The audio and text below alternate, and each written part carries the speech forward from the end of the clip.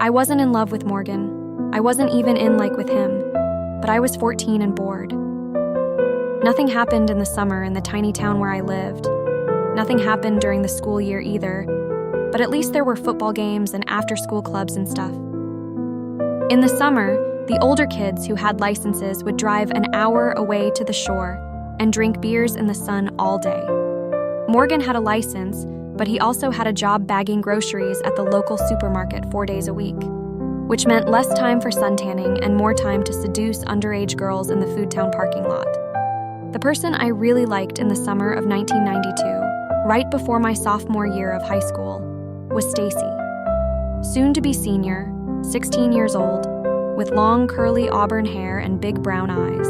Stacy was the reason I ended up in the parking lot that night to begin with. She was the reason I was dressed in my shortest shorts and the bright blue bikini top that I basically lived in that July. She was also the reason my sophomore year of high school went the way it did. Let's just say that when you are 14 and hopelessly in love and someone takes advantage of your innocence, you go a little crazy. Not Morgan. I barely remember him. But I will remember that first kiss with Stacy forever. Morgan had a beat-up Toyota Camry that he had inherited from some family member, and he had tossed 2 fuzzy, checkered blankets into the back seat. My 14-year-old self did not think twice about this. It wasn't until I was much older that it occurred to me about the kind of boy who would keep 2 folded-up blankets in the back seat of his car. He kissed me, and I played along. It wasn't actually my first kiss. And then he put his hand underneath my bikini top, and his eyebrows raised questioningly.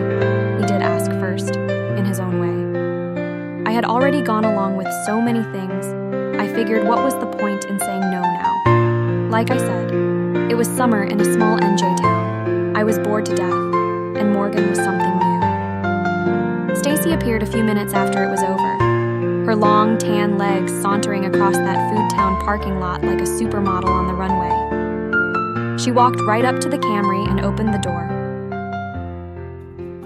Morgan! Really? She's barely a sophomore. Stacy then turned her dark brown eyes to me. Gia. You are Gia, right? I nodded. Are you okay? Did he hurt you? I considered this for a moment. No, not really. Stacy watched as I awkwardly retied my bikini top. The expression on her face was unreadable. When I was fully dressed again, she offered me her hand. Come on, Gia, she said. Morgan was refolding the blankets, but he had the decency to at least look up long enough to say goodbye. He didn't offer to call me or anything. That wasn't part of this whole experience. But he did smile and say, "See you around." Stacy and I walked out of the parking lot and down Main Street. He's kind of a douche, she said.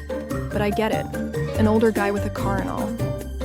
I opened my mouth to explain that, no, Morgan's car had nothing to do with it, that I really just had nothing else to do that afternoon. But that made me sound like a whore, and I wanted Stacy to like me. So I just shrugged. We kept walking all the way to the Wawa on the end of Main. Stacy then proclaimed it was hot as balls outside, and she wanted a frozen lemonade.